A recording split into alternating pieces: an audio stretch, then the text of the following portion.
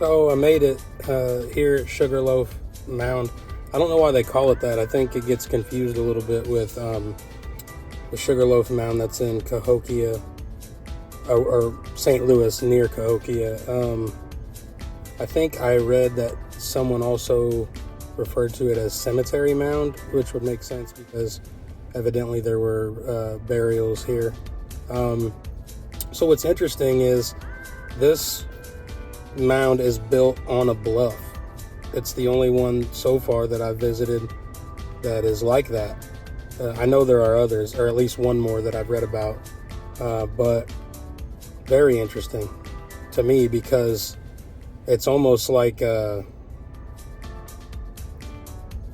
a really good vantage point. You would imagine that they would have chosen this spot for its view of everything because it's Vincennes, Indiana is a plain, basically.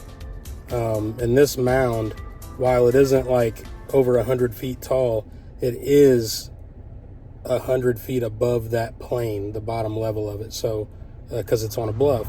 Well, there's brickwork right here. You can see something was here, if not just a pathway to come up the mound easier. Check this guy out, just soaring over the mounds. Beautiful.